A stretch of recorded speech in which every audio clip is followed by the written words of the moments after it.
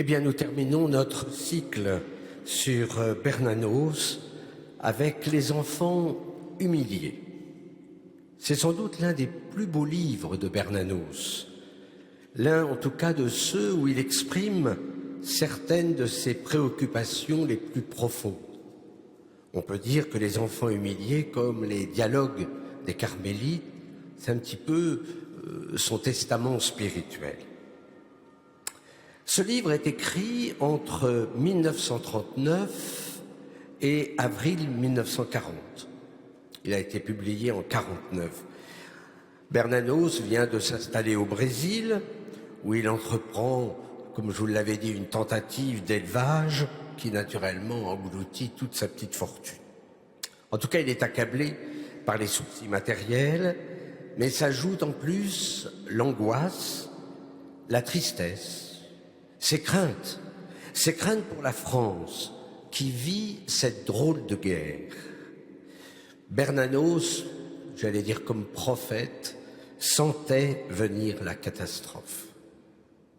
Les grands thèmes sont déjà esquissés dans les grands cimetières sous la lune. Un monde moderne où sont humiliés l'honneur et la justice, où la vocation de l'homme est bafouée. Alors Bernanos s'interroge sur le destin et la vocation de la France. Et il affirme sa conviction de la nécessité d'une révolution qui doit renouveler la société dans un esprit de vérité et de foi, inspiré, comme vous imaginez bien, de celui de la monarchie française de Saint-Louis. Alors il nous livre ses pensées sur les politiciens d'église, leur mollesse, leur compromission, également sur la pauvreté, l'enfance, sur la guerre moderne et sur Hitler. Tous ces thèmes sont traités avec humilité, nourris par sa vie, par sa charité, mais aussi par sa souffrance et enfin son espérance. Nous nous arrêterons sur les pages où Bernanos parle de lui-même, sur sa préoccupation fondamentale, l'enfance humiliée, qui est d'ailleurs liée à l'esprit d'enfance qui caractérise d'ailleurs toute la spiritualité bernanosienne. Et c'est dans cette perspective qu'il parle de la guerre. Je le cite, « Nous retournons dans la guerre ainsi que dans la maison de notre jeunesse. Mais il n'y a plus de place pour elle. » C'est ainsi que commence le journal. Bernanos est effectivement exclu du front. Comme il dit, il est à l'arrière. Mais par l'esprit, il est avec les combattants.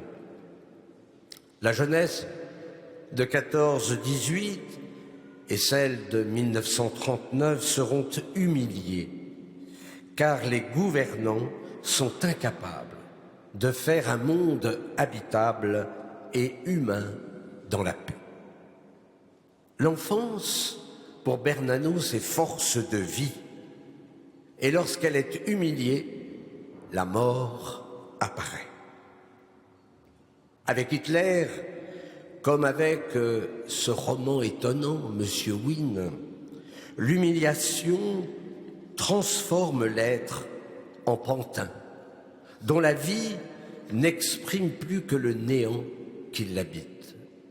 Je le cite, « Les nations ne font plus la guerre avec leur armée.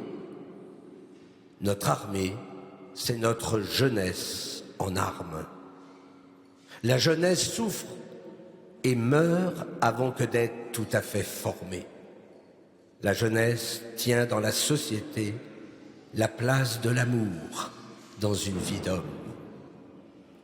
L'état présent du monde ou d'un pays, pour lui, se juge à l'action en eux de la jeunesse. De même, lorsqu'un individu laisse mourir en lui l'esprit d'enfance, qui est pour Bernanos l'esprit même du Christ en nous. Il meurt, il se renie, il devient même l'instrument de Satan. Écoutons ces mots prophétiques. Ma jeunesse a été attristée par d'infaillibles augures, fleurant l'encens et le patchouli, encore plus luisant de vanité satisfaite que des cosmétiques alors, hélas, à la mode. Ils ont fait depuis l'expérience d'une autre sorte d'enfantillage, d'une crise monstrueuse de l'enfance humiliée, brimée, écrasée par leur scepticisme onctueux, leur optimisme d'académie, leur humanisme sans entrailles, leur don sordide d'esquiver les responsabilités héroïques de la vie. Ils ne croyaient pas à l'enfance. Ils se croyaient plus forts que l'enfance. Eh bien, l'enfance s'est relevée sans leurs pas. Mais elle n'était pas celle qu'on apaise avec des confitures. La gelée rouge qu'elle vomissait à pleine gorge en riant n'avait pas l'odeur des groseilles mûres. Et elle marchait dedans, toujours riant, la monstrueuse enfance reniée, forte comme bête indomptable, avec son cœur de taureau. Ah, naturellement, on pourrait peut-être évoquer 1968, avec ce sursaut anarchique de la jeunesse. Pour Bernanos, l'Église a été créée pour maintenir ici-bas l'esprit d'enfance. L'Église a donc une responsabilité. Et c'est pour ça d'ailleurs que notre auteur la critique, parce que les politiques d'Église tentent d'accorder cette dernière au monde et à l'État. L'Église ne maintient plus l'esprit d'enfance. Alors disparaissent les derniers chrétiens, animés par la sainte charité de Dieu et l'esprit d'enfance. Lorsque surgit un curé d'Ambricourt, l'effervescence devient grande. Tout le monde humilié, du supérieur ecclésiastique aux autorités civiles, en passant par le bon peuple. Cette enfance humiliée, ce n'est rien d'autre que le Christ crucifié. Et si le monde moderne s'acharne sur lui, l'Église qui pactise avec ce monde participe à la mort du Christ. Oui, mais pour Bernanos, ce n'est pas si simple d'emprunter le langage chrétien dans le monde moderne. Alors il nous partage quelques confidences consacrées à son métier d'écrivain. Nous croyons, nous, qu'il n'y a rien de plus difficile que parler à propos des humbles faits de la vie quotidienne, parfois douloureux, parfois comiques, souvent comiques et douloureux, tout ensemble, un langage chrétien. C'est une œuvre qui demande beaucoup plus de clairvoyance et d'amour qu'il n'en a été généralement départi aux journalistes, fussent-ils d'excellents paroissiens. Après tout, notre Seigneur Jésus-Christ a-t-il jamais fait autre chose? Parler un langage chrétien. Un langage, comme il dit, qui touche les cœurs, qui gagne les cœurs. Je ne veux pas dire un langage seulement orthodoxe, approuvé par les censeurs, irréprochable. Non, un langage chrétien, mon Dieu. Combien de fois depuis l'enfance avez-vous réellement entendu parler chrétien? Oui, pour Bernanos, parler chrétien revient à parler en homme libre, face à un monde, face à ce monde. refuser de pactiser avec lui. Parler chrétien, c'est répandre le message de la charité du Christ. Parler chrétien, c'est proclamer la vérité. Il me semble que c'est là une des clés pour comprendre l'œuvre bernanosienne. Il s'agit de cet accord, l'accord de son langage et de sa foi, de son métier d'écrivain et de sa vie de chrétien. Et là, il va se placer encore dans la perspective de l'enfance. Je le cite, « J'ignore pour qui j'écris, mais je sais pourquoi j'écris. J'écris pour me justifier. Aux yeux de qui? Je vous l'ai déjà dit, je brave le ridicule de vous le redire. Aux yeux de l'enfant que je fus. Qu'il ait cessé de me parler ou non, qu'importe, je ne conviendrai jamais de son silence. Je lui répondrai toujours. Je veux bien lui apprendre à souffrir, je ne le détournerai pas de souffrir. J'aime mieux le voir révolté que déçu, car la révolte n'est le plus souvent qu'un passage, au lieu que la déception n'appartient déjà plus à ce monde. Elle est pleine et dense comme l'enfer. Ainsi, lorsqu'il écrit, Bernanos dialogue avec l'enfant qu'il fut et qui reste vivant en lui.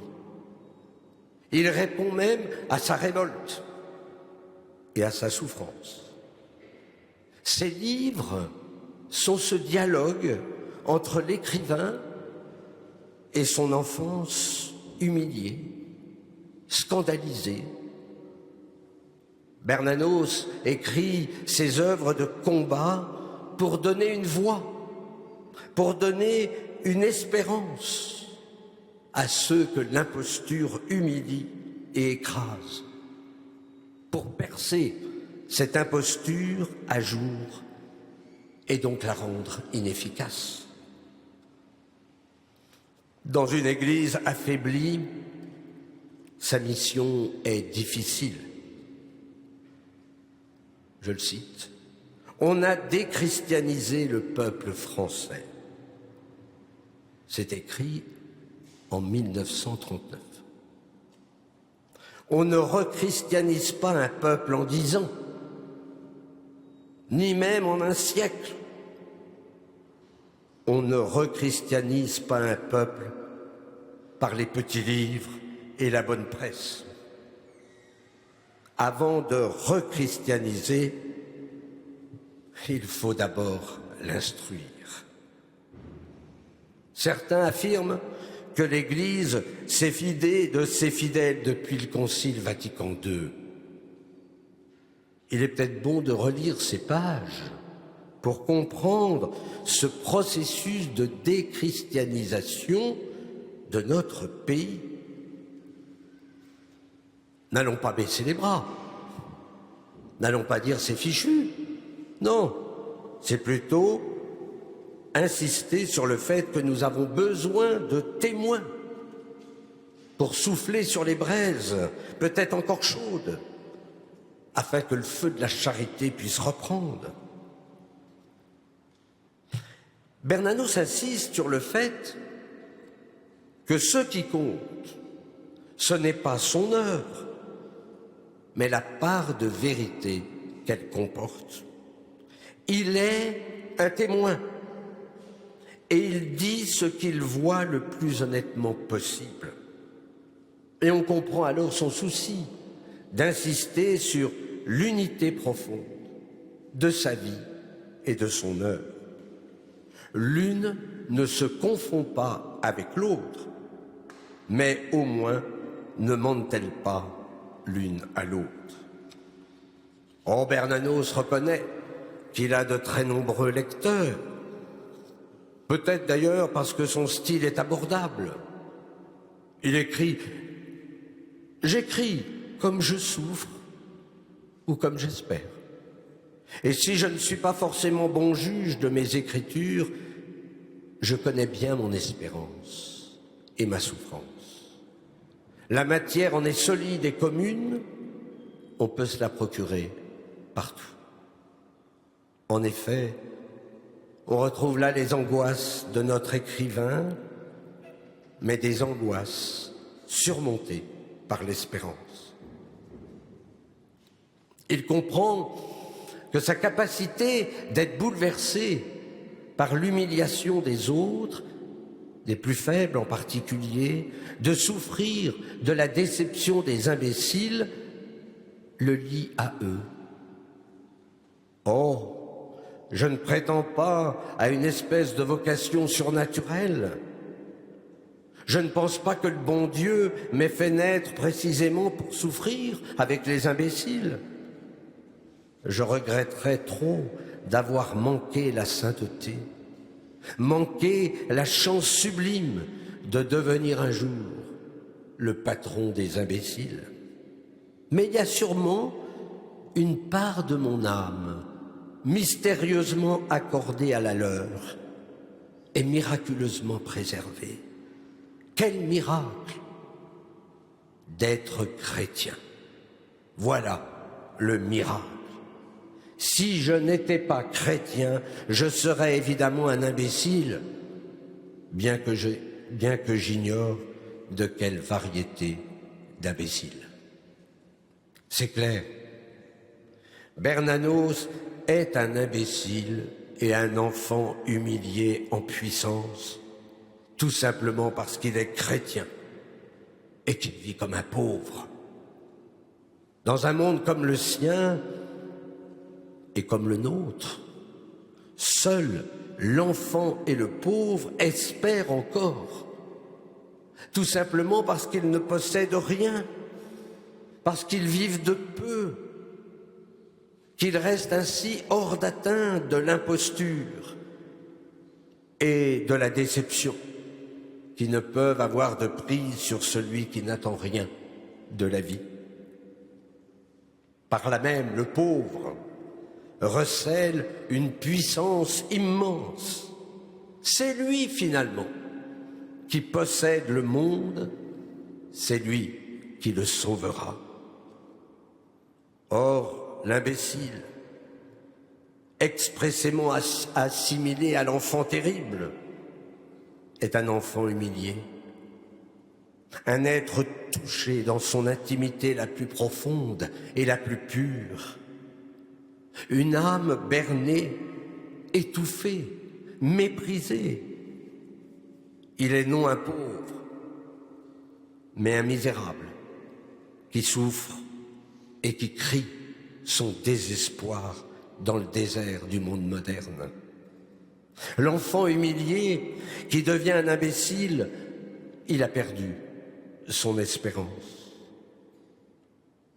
Bernanos, sous l'imbécile ou le révolté, aperçoit l'enfant humilié à qui il dédia toute sa charité et à qui il se sent profondément accordé parce qu'il est aussi blessé par l'imposture, humilié par la trahison. Mais Bernanos garde l'espérance. Oui, Bernanos a souvent réagi en enfant, un enfant qui se révolte contre l'humiliation subie, proche du désespoir, proche du dégoût et du mépris. Mais Bernanos a fait ce chemin de purification et ce livre en est sans doute un témoignage. Voici ce qu'il écrit. Une part de moi-même est restée de l'autre côté de l'eau. Je pense à elle, je pense à moi. Je pense à cette créature délaissée comme un parent lointain. Pendant qu'il écrit son journal, Les enfants humiliés, il rédige également le journal d'un curé de campagne. Et dans ce chef-d'œuvre, il adopte la forme d'un journal intime, par lequel son personnage dialogue avec lui-même. À travers son journal, le curé d'Ambricourt ne nous raconte pas seulement sa vie de prêtre, son affrontement quotidien avec le monde, ses efforts d'enfant humilié pour ne pas sombrer dans le désespoir, mais aussi sa propre réconciliation avec lui-même et son enfance humiliée. Son journal est pour le curé un des instruments de sa purification, car, écrit-il, son journal l'a délivré du rêve. Ce n'est pas rien. Il est clair que le journal d'un curé de campagne est dans une certaine mesure, naturellement, le journal de Bernanos, et que le livre de la réconciliation du curé d'Ambricourt avec lui-même est aussi l'instrument de celle de l'auteur avec lui-même. C'est ce qu'il confie en tout cas dans une lettre datée de 1939. Pour moi, l'œuvre de l'artiste n'est jamais la source de ses déceptions, de ses souffrances, de ses doutes, du mal et du bien de toute sa vie, mais sa vie même transfigurée, illuminée et réconciliée. Le ton du livre, la charité du regard du curé sur ses paroissiens, qui est celle même du regard que Bernanos pose sur le monde et les enfants humiliés dans son journal de guerre. Comment ne pas évoquer, par exemple, la nouvelle histoire de Mouchette, encore une enfant humiliée, qui atteint peut-être dans la mort la réconciliation avec elle-même. Ce journal, Les enfants humiliés, est donc une réconciliation avec soi-même sous le signe de l'enfance retrouvée. Tout comme le curé d'Ambricourt, Bernanos écrit pour ses lecteurs, naturellement, jamais pour lui-même. Mais son journal lui permet un dialogue direct avec son enfance, son enfance. Nous ne sommes pas dans une fiction romanesque. Cette réconciliation avec lui-même aura une influence sur la suite de son œuvre, notamment Monsieur Wynne. Voilà un personnage énigmatique. D'où vient-il? Est-il doté d'un pouvoir presque satanique? C'est sans doute un des romans les plus noirs de Bernanos. Et Bernanos tente d'explorer à travers ce personnage étrange, déroutant, complexe, et ce récit angoissant, ce qu'il pressent du mal dans la France de son époque. Vous savez, pour notre écrivain, le bizarre est le signe et comme l'indicateur du mal. Et c'est pour ça qu'il va se dresser contre Renan, contre Gide, ces maîtres qui ont contribué à pervertir la jeunesse en prêchant soit une religion du progrès sans Dieu, soit une libération absolue de l'homme qui ne connaît ni Dieu ni maître, étant à lui-même sa propre fin. Monsieur Wynne, il apparaît comme un maître pervers. Il insinue dans le cœur de l'adolescent des forces de mort. Il vide la vie de tout sens. Il a une profonde indifférence, le mépris, la manipulation d'autrui. Il répand le froid. Et comme le dira le curé du village, l'enfer, c'est le froid. À l'agonie, ce monsieur Wynne mesure qu'il n'est que vide et qu'il engendre le vide. Comme il dit, mon âme n'est qu'une outre pleine de vent. Mais à la fin du roman, Bernanos relativise le mal incarné par ce personnage. Finalement, M. Wynne est pris dans un engrenage maléfique. Il est prisonnier d'un péché initial dont il a été victime. Bernanos ne sauve pas Wynne, mais il nous fait comprendre l'humaine destinée de l'intérieur. Le curé de Fenouil confie à Wynne: « Je ne maudis même pas le diable. » Il n'y a pas de condamnation. Bernanos, à travers ce roman, contemple enfin, sans sombrer dans le désespoir, le gouffre qu'il n'a cessé de côtoyer tout au long de son existence, celui de l'imposture qui mène au néant et dont seule la grâce de Dieu l'a préservé. Monsieur Wynne se réconcilie avec lui-même, même s'il se rend compte qu'il n'est rien. C'est dire que Les Enfants humiliés est l'un des livres les plus importants et les plus significatifs de Bernanos, une des clés de lecture. Il n'a pas voulu se laisser enfermer, nous l'avons vu dans Les Honneurs, parce qu'il aime la liberté. Je ne me lasserai jamais d'être scandalisé, de partager le scandale des imbéciles, car c'est vraiment ce scandale que je partage. C'est à lui que je me trouve accordé. Et au nom de cette liberté, il peut condamner toutes les injustices. Mais il termine son journal par l'espérance. Je le cite, l'espérance. Voilà le mot que je voulais écrire. Le reste du monde désire, convoite, revendique, exige. Et il appelle tout cela espérer. Le monde vit beaucoup trop vite. Le monde n'a plus le temps d'espérer. La vie intérieure de l'homme moderne a un rythme trop rapide pour que s'y forme et mûrisse un sentiment si ardent et si tendre. Il hausse les épaules à l'idée de ses chastes fiançailles avec l'avenir. L'espérance est une nourriture trop douce pour l'ambitieux. Elle risquerait d'attendrir son cœur. Le monde moderne n'a pas le temps d'espérer, ni d'aimer, ni de rêver. Qu'est-ce que dirait Bernanos aujourd'hui?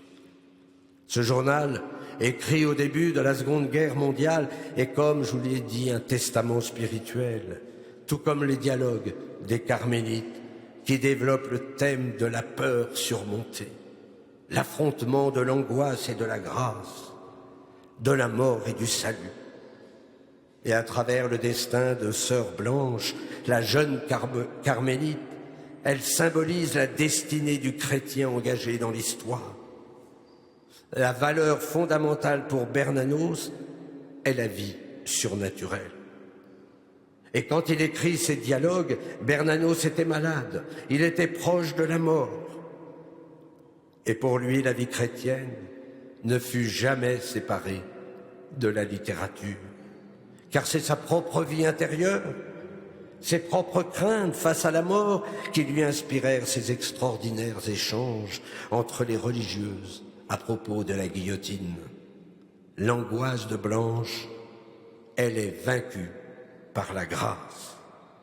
La peur est tout de même la fille de Dieu, rachetée la nuit du Vendredi Saint.